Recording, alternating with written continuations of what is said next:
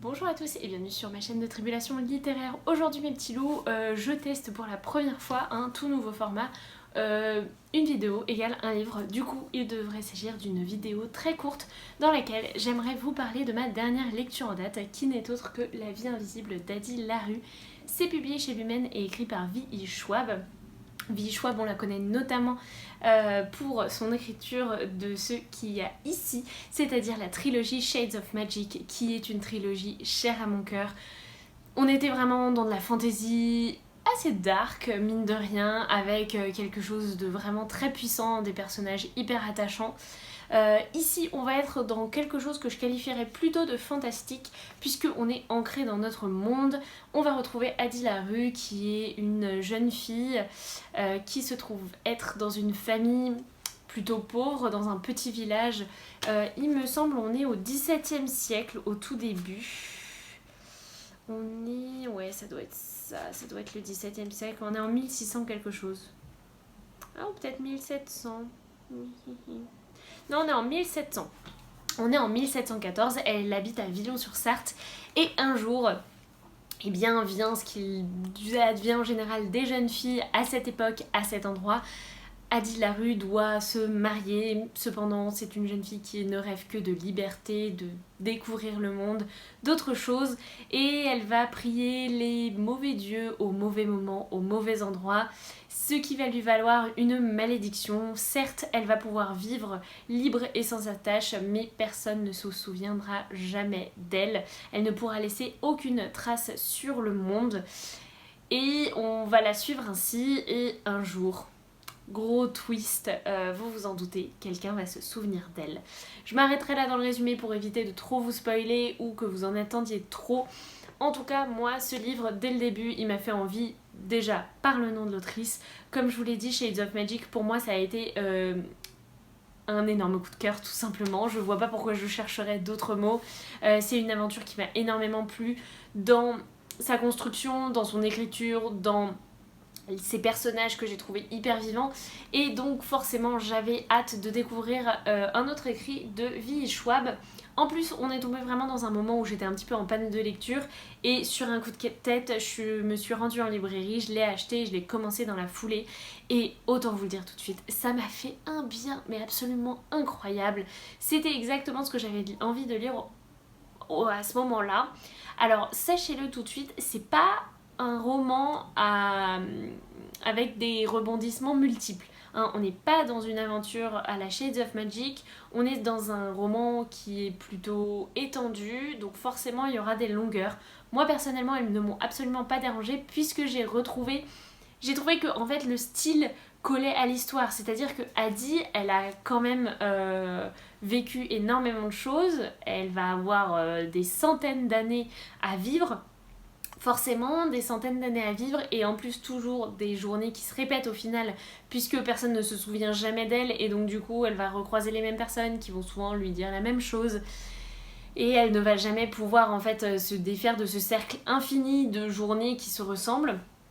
Et je trouve que finalement ce roman, dans son style et dans son écriture, il reprend ça. Il va y avoir des journées qui se ressemblent, il va y avoir beaucoup de longueur, mais en même temps, essayez d'imaginer une vie que vous vivez avec sans cesse les mêmes choses sans pouvoir rien laisser derrière vous. Forcément, le temps est long. Et donc du coup, moi, c'est vraiment pas quelque chose qui m'a dérangée, dans le sens où voilà, je l'ai trouvé que ça allait de pair avec l'histoire. J'ai même trouvé ça plutôt intelligent de réussir à adapter son style à l'histoire qu'on a. Puisque voilà, le style de V.I. Schwab, il va quand même se transformer pour mieux servir son histoire. Et moi, personnellement, c'est ce que j'apprécie chez un écrivain, quand il est capable d'adapter son style d'écriture à l'histoire qu'il raconte. Ensuite, il faut savoir que très vite, je me suis beaucoup attachée à Adi Larue, puisque c'est une héroïne assez attachante finalement, puisqu'on va la suivre de la naïveté des prières qu'elle va faire et du moment de sa malédiction jusqu'à très longtemps plus tard.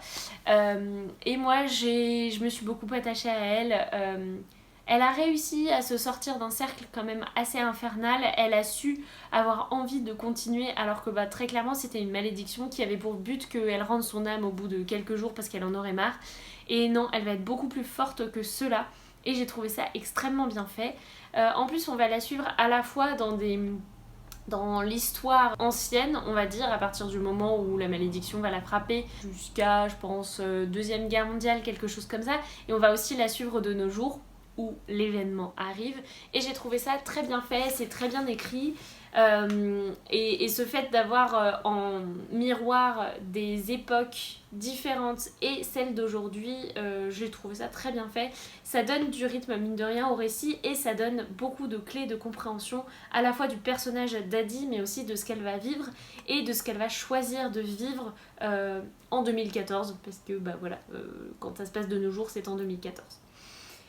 J'ai trouvé que il y a peu de personnages qui gravitent autour d'elle, mais en même temps, encore une fois, ça servait l'histoire, puisque Addie, elle va pouvoir laisser aucun souvenir à aucun personnage, elle va croiser des gens qui ne se souviendront jamais d'elle, même si à un moment, elle va trouver une petite alternative à sa malédiction pour laisser une trace dans le monde. Mine de rien, elle ne peut pas laisser de trace et donc du coup forcément la galerie de personnages elle est hyper réduite parce que ça ne va être que des gens qui passent dans sa vie puisque très vite ils ne se souviendront plus d'elle et en plus elle va vivre plus de 300 ans donc forcément les gens ne font que passer en fait dans une vie 300 ans, on en voit passer des générations.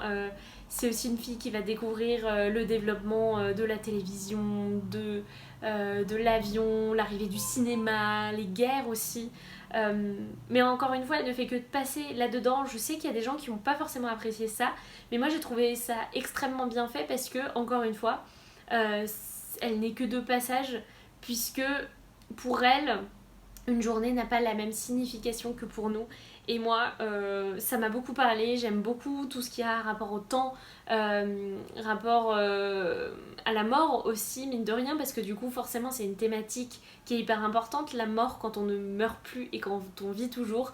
Bref, j'ai trouvé que de A à Z, c'était une très belle histoire. C'était exactement ce dont j'avais besoin, parce que j'avais besoin de prendre mon temps dans ma lecture, j'avais besoin d'apprécier les choses. Et je trouve que la traduction est vraiment excellente. C'est assez rare que je le remarque parce que voilà, quand on lit quelque chose de traduit, ça n'a pas forcément la même saveur, mais là je trouve qu'il y avait une saveur particulière dans l'écriture qu'on retrouvait. Quelque chose de très élégant, qui prend son temps et qui est doux en fait à la lecture. Et moi j'avais vraiment besoin de ce genre de lecture douce pour me remettre un petit peu dans le game, mine de rien. Et La vie invisible d'Addie Larue, je pense que c'est pas à lire à n'importe quel moment, c'est pas un livre à lire quand on a envie d'action, c'est pas un livre à lire quand on a besoin de quelque chose de violent. Non, c'est quelque chose, c'est un roman qui prend son temps et on prend notre temps aussi dans la lecture. Je veux dire, c'est pas du tout quelque chose qui se dévore, loin de là. Mais ça n'en fait pas une mauvaise lecture. Je tiens à dire qu'il y a des moments en fait où j'ai l'impression qu'on a toujours envie de lire des page-turners. On fait des fois l'apologie des page-turners en disant ouais c'était trop cool, ça se lisait hyper vite, mais de temps en temps il est aussi très agréable de prendre le temps dans sa lecture et c'est un roman en fait qui nous force à le faire parce que non on peut pas dévorer, enfin on pourrait mais ça aurait pas grand intérêt je pense de dévorer et de tourner les pages les unes après les autres, hormis à la fin parce qu'effectivement il y a un petit coup d'accélérateur à la fin, mais encore une fois qui va très bien avec les personnages, qui va très bien avec ce qui se raconte. Bref, vous l'aurez compris, ça a été un énorme coup de cœur pour moi, tant par la plume que par l'histoire et les quelques personnages qu'on croise. Vraiment, je vous encourage à découvrir cette lecture qui est aussi une ode à la culture, une ode autant à la lecture qu'au cinéma, qu'au film, à la peinture, à la sculpture. Vraiment, la culture, on la voit dans tous ses états dans ce roman et c'est ce qui a fait que ça a été aussi un très joli coup de cœur.